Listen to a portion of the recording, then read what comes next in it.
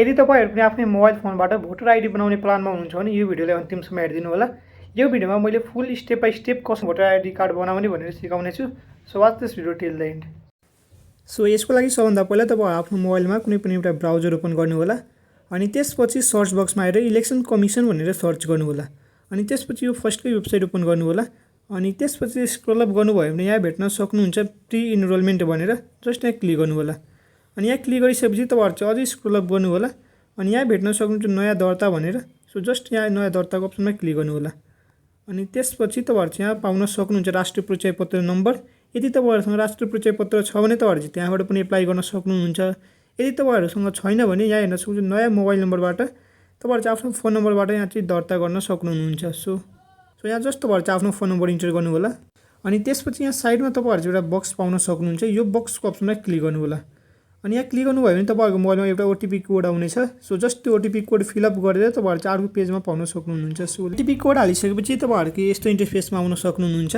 So just यहाँ नयाँ दर्ताको अप्सन पाउन सक्नुहुन्छ। सिम्पली यहाँ क्लिक गर्नु होला अनि यहाँ क्लिक गर्नुभयो भने तपाईहरु चाहिँ यहाँ हालसम्म मेरो मतदान नम्बरले समावेश भएको छैन। यहाँ सिम्पली क्लिक गरेर यहाँ सुरु गर्नुहोस् अप्सनमा क्लिक गर्नु होला अनि त्यसपछि तपाईहरु चाहिँ आफ्नो कुन प्रदेशबाट हुनुहुन्छ सिम्पली यहाँ क्लिक गर्नु होला अनि त्यसपछि तपाईहरुको कुन जिल्ला हो त्यो जिल्ला इन्टर गर्नु होला अनि त्यसपछि नगरपालिका भइसक्यो अनि त्यसपछि तपाईहरु चाहिँ आफ्नो वार्ड नम्बर इन्टर गरेर यहाँ चाहिँ नेक्स्ट अप्सनमा क्लिक गर्नु होला। सो अर्को अप्सनमा क्लिक गरौँ अनि त्यसपछि तपाईहरु चाहिँ आफ्नो नाम इन्टर गर्नु होला, पहिलो नाम, त्यसपछि बिचको नाम छ भने तपाईहरु चाहिँ आफ्नो बिचको नाम इन्टर गरे अनि त्यसपछि आफ्नो थर्ड इन्टर गर्नु होला अनि त्यसपछि तपाईहरु चाहिँ आफ्नो नाम इंग्लिशमा इन्टर गर्नु होला। यदि तपाईहरुसँग पति पत्नी छ भने तपाईहरु चाहिँ तिनीहरुको नाम पनि इन्टर गर्नुपर्ने हुन्छ अनि त्यसपछि तपाईहरु चाहिँ आफ्नो बुबाको नाम, पहिलो नाम, बिचको नाम र थर्ड तपाईहरु चाहिँ इन्टर गर्नु होला अनि त्यसपछि आमाको भइसक्यो अनि बाजे अनि त्यसपछि तपाईहरुको कुन लिङ्ग हो, पुरुष महिला। सो सिम्पली यहाँ चाहिँ क्लिक गरेर तपाईहरु आफ्नो टेलिफोन नम्बर इन्टर गरेर अनि इमेल छ भने इमेल पनि हाल्दिनु होला अनि अर्को अप्सनमा क्लिक गर्नु होला।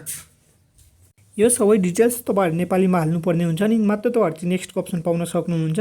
सो यति हालिसकेपछि जस्ट यहाँ अर्को अप्सनमा क्लिक गर्नु होला अनि यहाँ सिम्पली तपाईहरु आफ्नो जन्म मिति इन्टर गर्नु होला बीएसमा अनि त्यसपछि स्क्रल अप गर्नुभयो भने तपाईहरु चाहिँ आफ्नो नागरिकता नम्बर इन्टर गर्नु होला।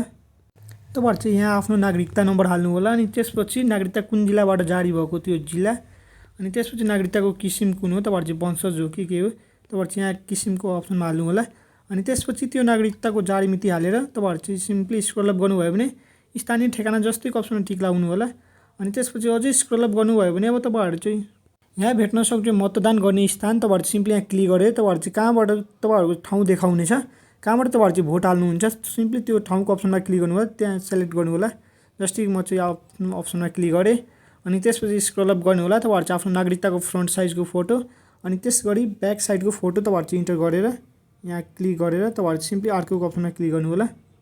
यदि तपाईहरु चाहिँ अपाङ्ग हुनुहुन्छ भने यहाँ हो नत्र होइनको अप्सनमा क्लिक गरेर सिम्पली अर्को अप्सनमा क्लिक गरिदिनु होला अनि त्यसपछि अन्यमा तपाईहरु चाहिँ आफ्नो मातृभाषा कुन हो त्यो इन्टर गर्नु होला अनि त्यसपछि तपाईहरु कुन समूहको हुनुहुन्छ त्यो समूह इन्टर गरेर तपाईहरु सिम्पली यहाँ चाहिँ तपाईहरुको शैक्षिक योग्यता के हो, तपाईहरु साक्षर हुन्छ कि निसाक्षर तपाईहरु त्यो क्लिक गरेर सिम्पली यहाँ चाहिँ अर्को अप्सनमा क्लिक गरिदिनु होला अनि यहाँ क्लिक गर्नुभयो भने तपाईहरुको शैक्षिक योग्यता कतिसम्म हो त्यो इन्टर गर्नु होला अनि त्यसपछि तपाईहरु चाहिँ अर्को अप्सनमा क्लिक गर्नुभयो भने र तपाईहरु चाहिँ यहाँ पाउन सक्नुहुन्छ सम्पर्क स्थान भनेर। सिम्पली यहाँ तपाईहरु कुन प्रदेशमा त्यहाँ प्रदेश कार्यालयमा जानुपर्ने हुन्छ यो प्रिन्ट लिएर। सो सिम्पली तपाईहरु चाहिँ सम्पर्क स्थानको अप्सनमा क्लिक गर्नु होला अनि त्यसपछि तपाईहरु चाहिँ कुन प्रदेशबाट हो त्यो प्रदेश इन्टर गरेर तपाईहरु जिल्ला अनि त्यसपछि सम्पर्क स्थान तपाईहरु चाहिँ कुन अफिसमा सम्पर्क गरेर तपाईहरु चाहिँ आफ्नो बायोमेट्रिक दिएर सक्सेसफुली भोटर आइडी कार्ड बनाउन इन्ट्रेस्टेड हुन्छ त्यहाँ क्लिक गर्नु होला अनि त्यसपछि तपाईहरु चाहिँ कुन मितिमा त्यो अफिसमा भिजिट गर्न इन्ट्रेस्टेड हुन्छ त्यो क्लिक गरेर सिम्पली अर्को अप्सनमा क्लिक गर्नु होला। सो तपाईहरु चाहिँ अफिसमा अनिवार्य रूपमा भिजिट गर्नुपर्ने हुन्छ र तपाईहरु चाहिँ भिजिट गर्दाखेरि आफ्नो एउटा फोटो अनि त्यसपछि औँठा छाप दिनको लागि आवेदन फर्मको प्रिन्ट र अन्य आवश्यक कागजातहरु स्थानमा लिएर अनिवार्य रूपमा उपस्थित हुनुपर्ने हुन्छ।